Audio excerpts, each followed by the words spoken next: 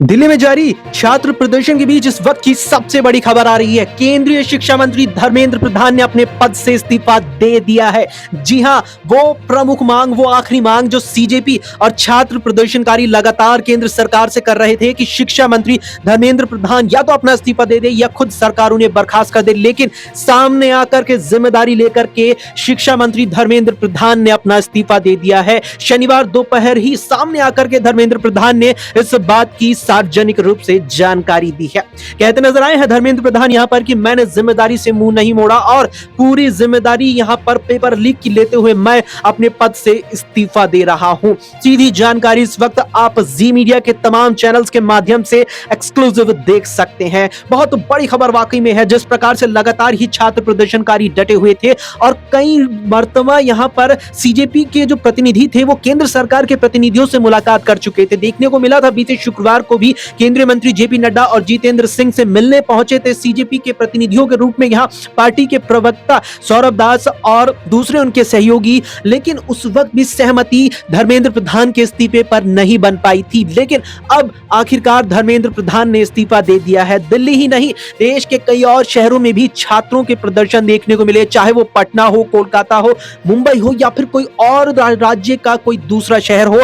मांग छात्र लगातार यही कर रहे थे कि जो पेपर लीक हुआ है उसके बाद केंद्रीय शिक्षा मंत्री धर्मेंद्र प्रधान को इस्तीफा दे ही देना चाहिए। और फिर आखिरकार धर्मेंद्र प्रधान ने सामने आकर जिम्मेदारी लेते हुए अपने पद से इस्तीफा दे दिया है, अपना पद छोड़ दिया है। जिस तरीके से लगातार छात्र प्रदर्शन कर रहे थे, डटे हुए थे छात्र, यहां पर मांग यही थी कि धर्मेंद्र प्रधान का इस्तीफा हो। हालांकि इसके अलावा जो कुछ और मांगे थी छात्रों की वो केंद्र सरकार पहले ही मान चुकी थी। पहले ही केंद्र सरकार ने जो बाकी के तमाम मांगे थी मान ली थी।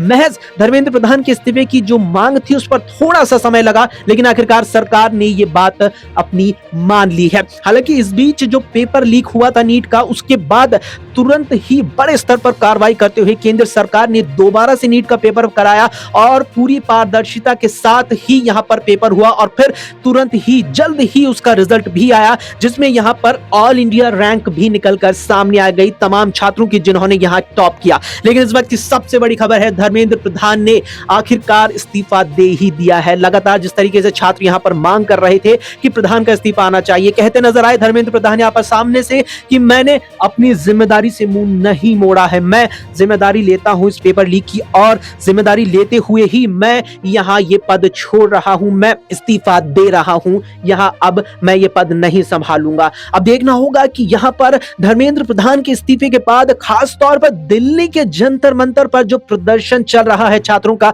क्या वो अब यहां पर समाप्त हो जाएगा? क्या उस पर विराम लगेगा? क्या छात्र आंदोलनकारी अपने अपने घरों को लौट जाएंगे? जो जिस राज्य, जिस शहर, जिस गांव से जंतर मंतर पहुंचा है, क्या वापस लौटेगा या फिर अब इसे राजनीतिक रंग देने की कोशिश की जाएगी?